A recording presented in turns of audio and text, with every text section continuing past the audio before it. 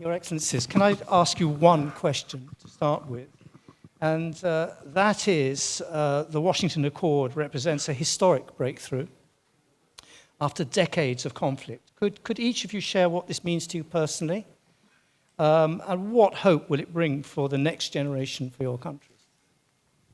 Who should be first? Should we go alphabetical order or? Either. Go ahead. Okay. Go ahead.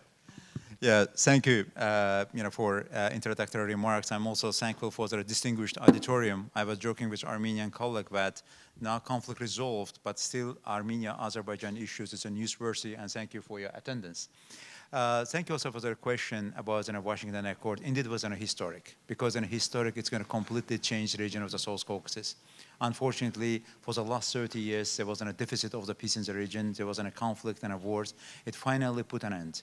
In an illustrative manner, I always call it Camp David peace arrangement for the region of the South Caucasus. Camp David meaning Egyptian-Israeli track. Of course, every conflict is different, every geopolitical context is different, but I'm sure that it will have the same impact. But what kind of effect it had on personal on us, I would avoid personalization or individualization. I would put it on a nationwide. There was a huge jubilation and positive reverberation in Azerbaijani society because we were waiting for the peace for the 30 years. And finally, it has been done.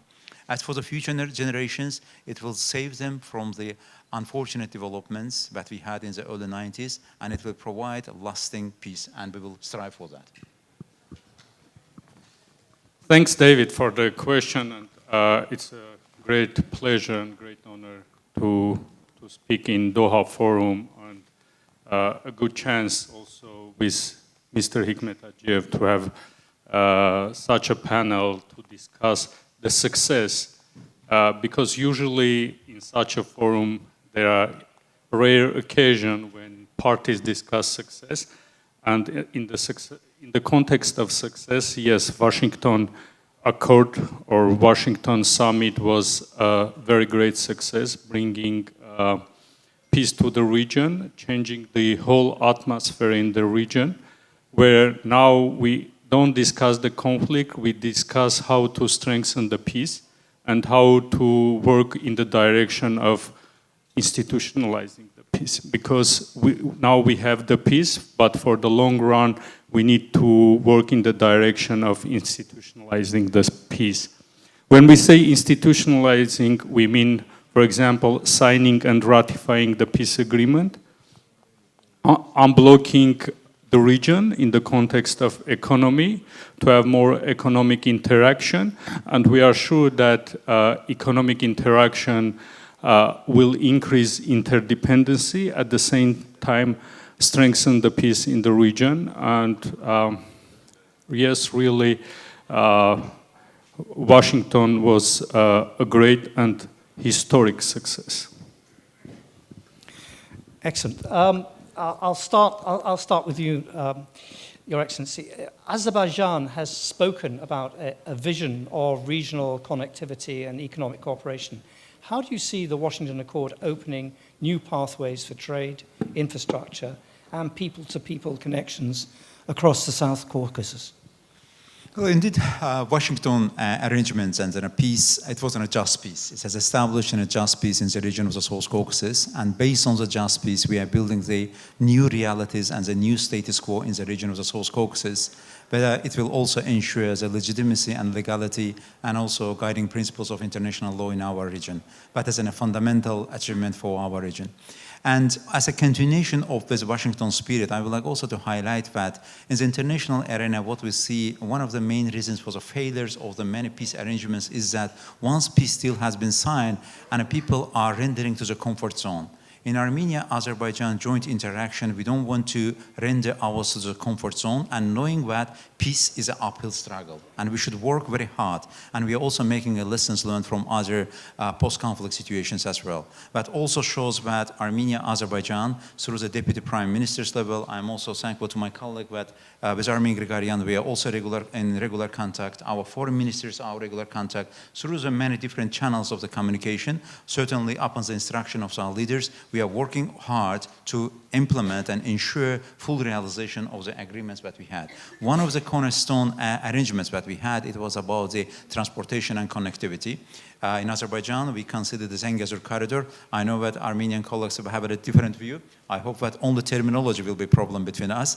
But we are working on that connectivity project. And a connectivity project, we see it not just only linking Armenia and Azerbaijan. We see it as a broader project and changing entire landscape of the Eurasian continent and providing people-to-people contacts and also linking broader Central Asian region and Caspian to the Black Sea region and also towards the Mediterranean to Turkey and providing economic benefits. In a sense, we are working also economic benefits of the peace concept and building the mutual dependency, and our peoples and our communities should also feel immediate and also short-term and long-term positive impacts of the peace. That is a hard work that we are currently doing that. Looking ahead, what practical steps is Azerbaijan taking to ensure this agreement translates into lasting peace and reconciliation on the ground? And what gives you confidence that this time it will be different? Certainly, yeah. Sorry, that was okay. for me, yeah. And then okay. I'll ask you a question, sorry. Really, Azerbaijan's strategy is that for us, war and conflict is over. And again, we suffered a lot from the deficit of the peace. In one of the discussion, my president, and in his discussion with a foreign counterparts, and he rightly mentioned that we don't know what does it mean the peace. Because in the two countries, we suffered from the lack of the peace. We are in the process of defining the peace. And just peace has been established, but defining the peace in a philosophical understanding of this word, it also, for us, it shouldn't be just lack of the conflict. It should provide a prosperity, it should provide a development, and a change entire geopolitical landscape of the region of the South Caucasus. And here, also important matter that you have highlighted is in a confidence and people-to-people contacts. Again, Azerbaijan wants to make this peace eternal and also long-lasting and irreversible. For that, again, we should work hard. And we know that sometimes there could be spoilers of the peace. And we should also build such an immunity and such a regional security architecture that can withstand all negative tendencies against the peace. For that, we need a confidence. First, between the governments. I am glad to say that between Armenian and Azerbaijani governments, we are building the blocks of the confidence. That is an important cornerstone. Through the security and military apparatus, we are also building the confidence. But more than that, we also need a confidence between our peoples. And we should also surely prepare our peoples for the peace as well. When we were in the process of initializing Armenia-Azerbaijan normalization agreement, one of the messages of Azerbaijan was that we don't want to sign with the peace arrangements only with the government of Armenia. We would like to sign it with the people of Armenia as well, so that Armenian and Azerbaijani people and upcoming generations will also get a benefit from that. Therefore, we are working on the confidence building measures, knowing that it's in a hard work, and knowing also that we should also be realistic. There are certain wounds are fresh in our society, because we are talking about a 30 years long conflict. During the last 5 years, there was different escalations and also real war situation. But most importantly, again, I can speak on behalf of Azerbaijani government. Azerbaijan has taken the regional leadership and also regional responsibility and full regional ownership, and we come up with the text of the peace agreement and discuss with Armenian counterparts and also provided 5 fundamental principles of the peace process.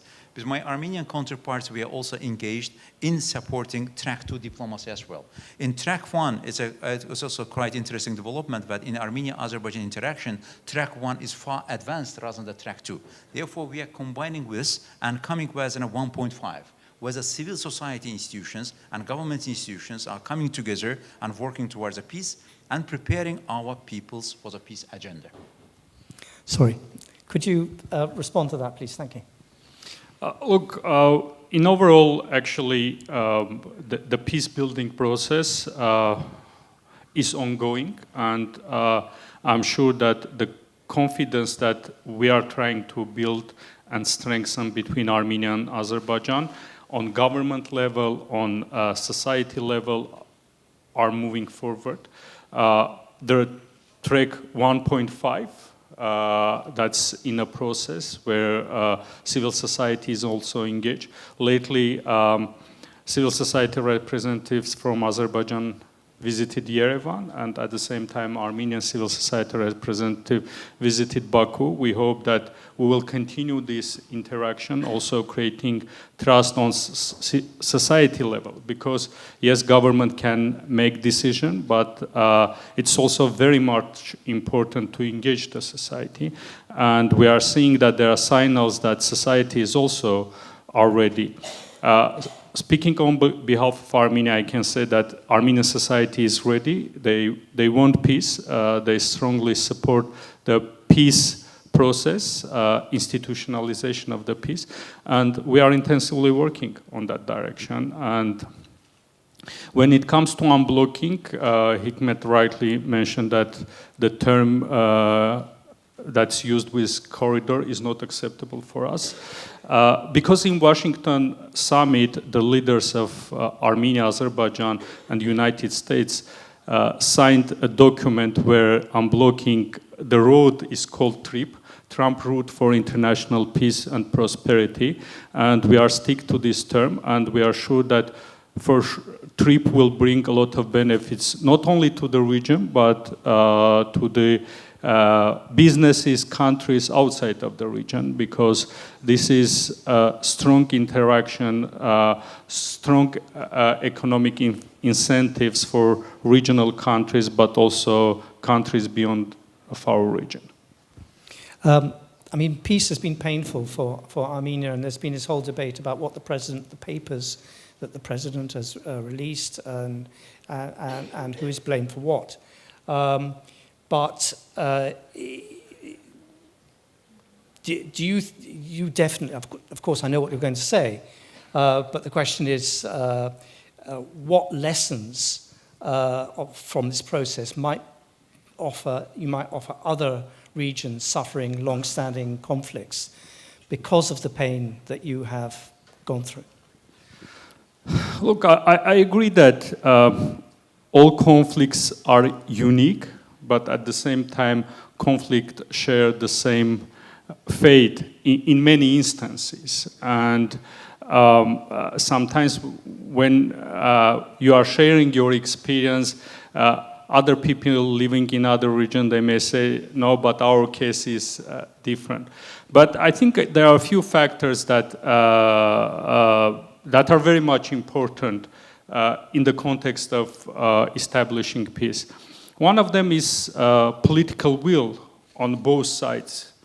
I think that this was very much important.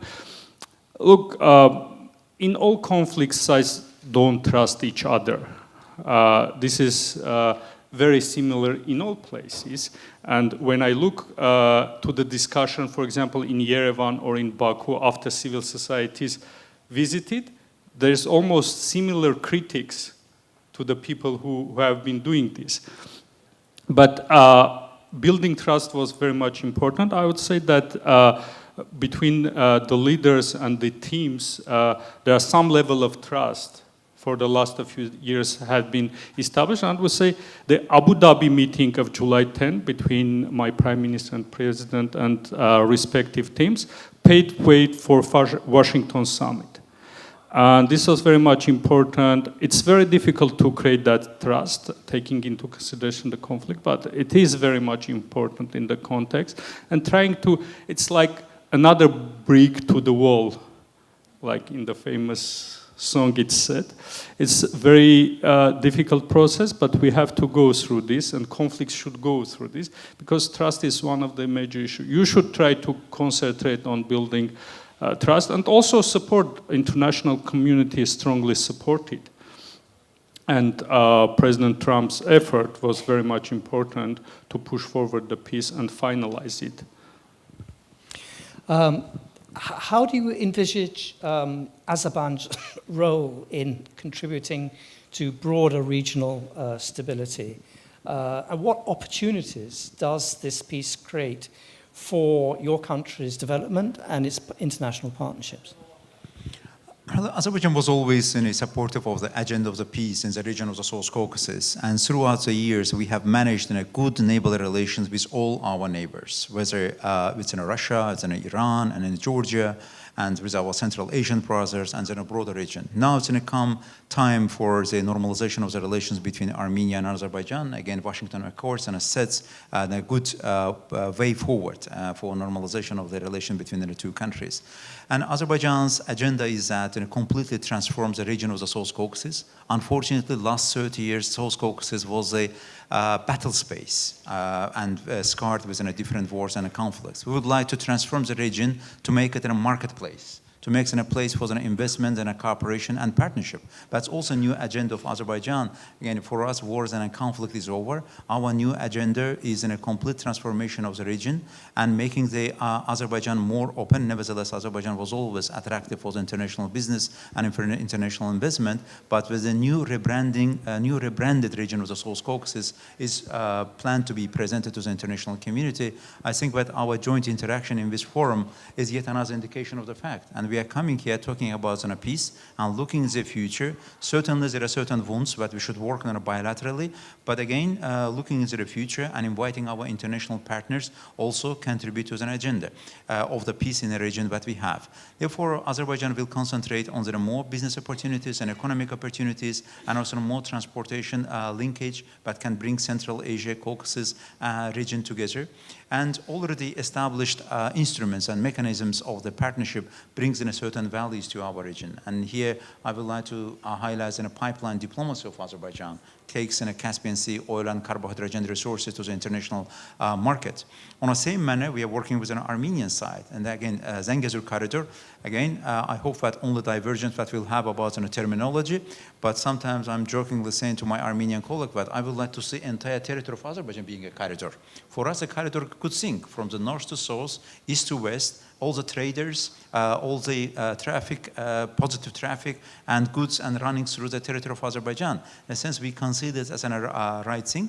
But in the meantime, within the Zangezur corridor will open up entire potential of the region to the international community and providing alternative routes and alternative accessibility for the broader regional engagement and regional cooperation. Armen, what do you think, how do you think Armenia could benefit economically, socially, and also contribute to regional stability? Economically, the implementation of TRIP will create a lot of business opportunities for Armenia. Many traffics of the goods and services that are going through the region will come and go through Armenia. We are sure that it will be cheaper and will create more opportunity for businesses to be interested to transfer goods and services through Armenia.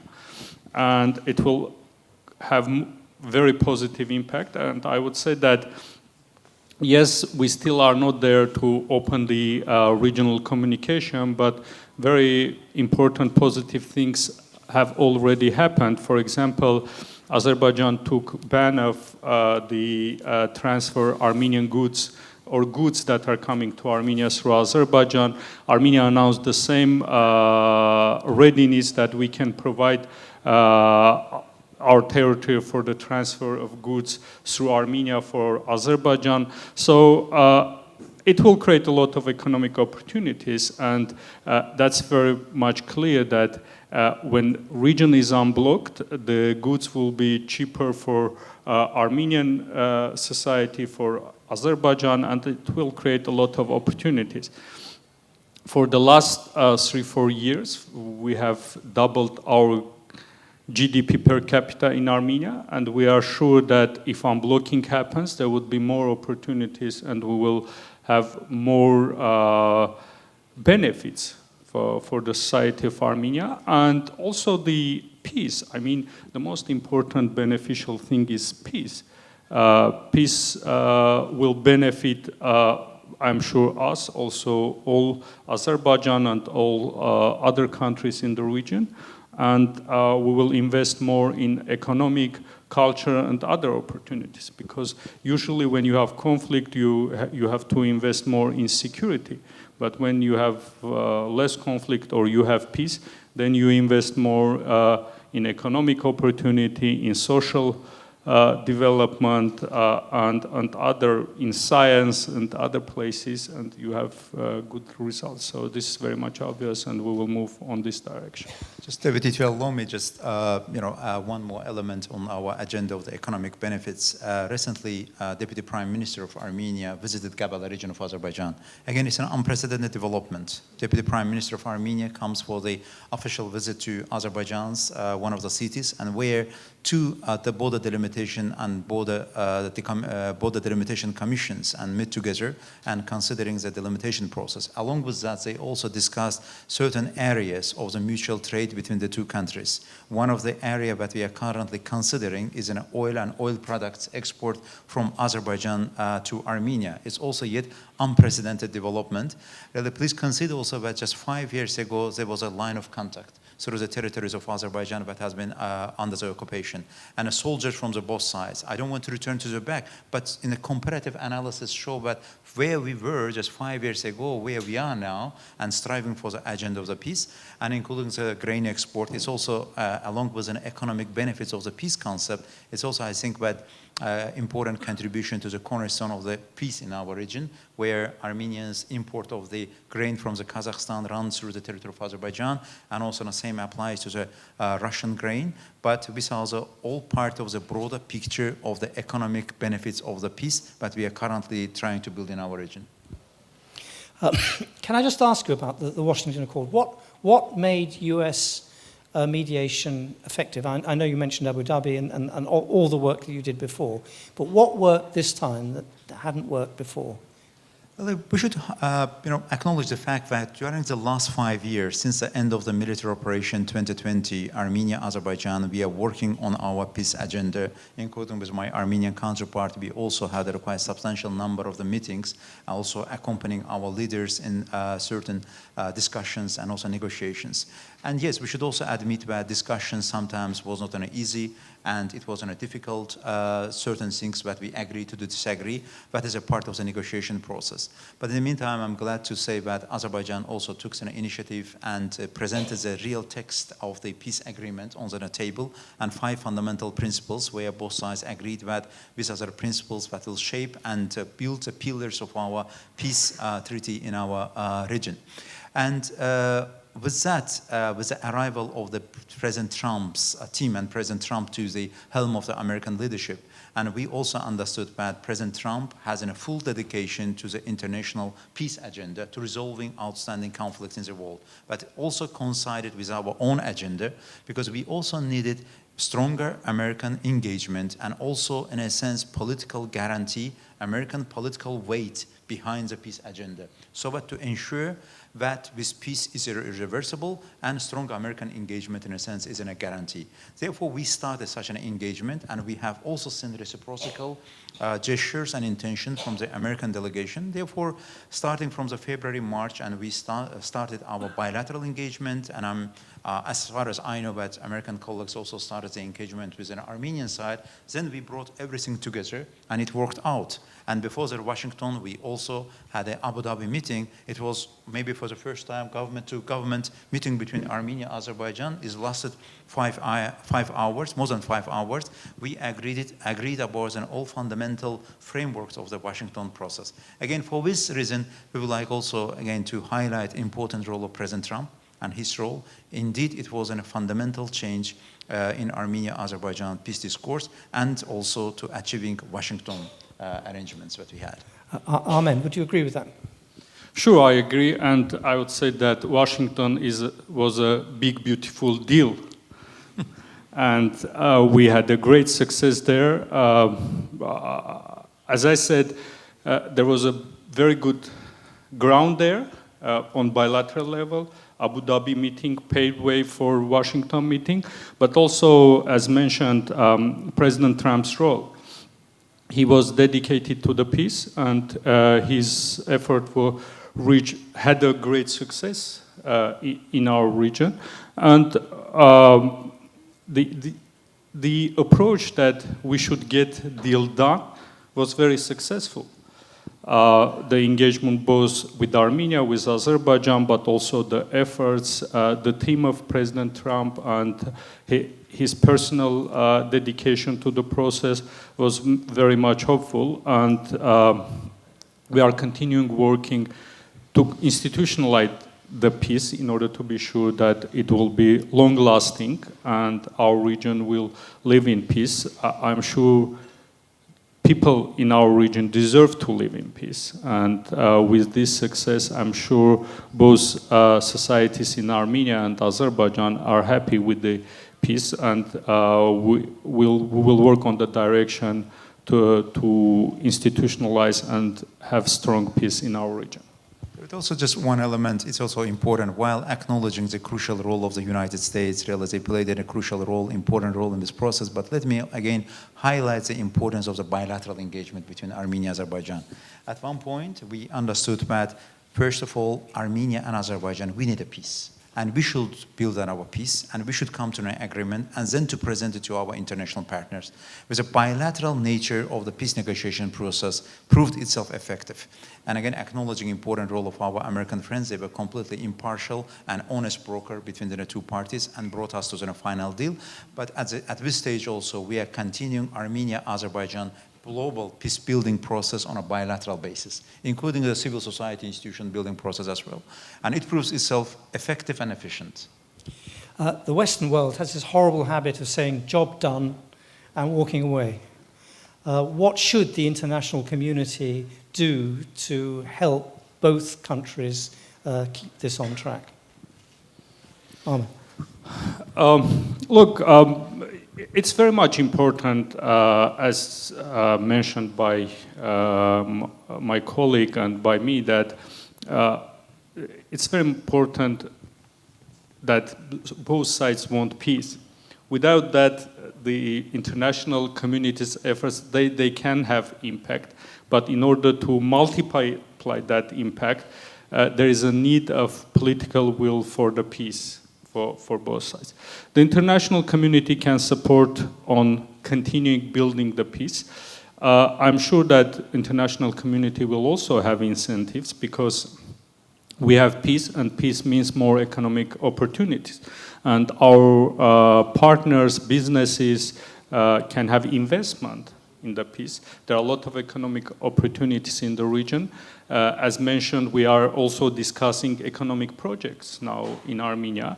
And so many historical things happens for the last 1 year that we very often start citing those things that are historic. But we would like to those things become usual, not historical one. That would be the most important thing, and the international community can think their benefit in the context of peace and help both Armenia and Azerbaijan to continue their dialogue and institutionalize peace and strengthen the peace. Yeah, thank you for that. Yeah, thank you for that. Really, international community support is crucial. And it was one of the deliberate intention from Azerbaijani side that my president also highlighted this point in Washington, D.C. And we did it our piece in Oval Office in front of the international community. It was a demonstration of our full responsibility and full commitment to the agenda of the peace. And there shouldn't be any step back. And as Armenia, Azerbaijan, we are doing our utmost best towards an agenda of the peace, and we also need the support of the international community. And how this support should be streamlined and harmonized towards our agenda. First thing, it's in a political support, certainly it's in a political will. And in the meantime, what I will ask international communities, sometimes here and there and see, don't take us to the back. Let us help as we are moving towards in the future. Sometimes with some political statements, what we see, the elements of the taking back. And it also gives me a chance to appeal to the international media and academia and also think tank community as well, but some of the research are taking us back. And it shouldn't be the case. We are looking to the future, and we know certain wrongs, and we know that certain difficulties, but again, let's look at an agenda of the peace and strive for that reasons. And also, region needs our international support on our economic benefits of the peace agenda, including the Zengezur corridor and connectivity linkage that we are building together. I think that through that, international community could also augment its support. Just on the sidelines of the Doha Forum, I had a good chance to talk to Tucker Carlson. I said, but Tucker, one of your recent reportage about Armenia Azerbaijan was not really positive in a sense, but can contribute to the peace. He agreed to me. And I said, but next time, invite Armenia Azerbaijan together, Armenia Azerbaijan representative, we will talk really about the real agenda of the peace. It's just one indication of the fact. But again, international media, international community should support us, and we are striving to the future and to save our future generations from the scars of the war. And again, it's one of the positive news that along with the conflicts and hotbeds of the conflicts are emerging in the world, at least one chapter of the conflict is closed, but in the region of the South Caucasus. Gentlemen, thank you very much. I think that was a really interesting occasion. Thank you. What I see that talking about the peace is much easier than talking about the conflict. Before Armenia, Azerbaijan, we come always fighting with one another, talking about the conflict and disputes. Now we are talking about the peace. No, and really, it's this panel is also showing how we are fastly moving towards peace, and the whole narrative is changing. If 1-2 years ago, if there would be any chance to sit down here with Hikmet, we will be discussing very contradicting narrative. Now we have many inlining narratives. There are some that are not in line, but I'm sure that in the future is bright, and we will strengthen the peace in order to have that future as bright as possible. Thank you.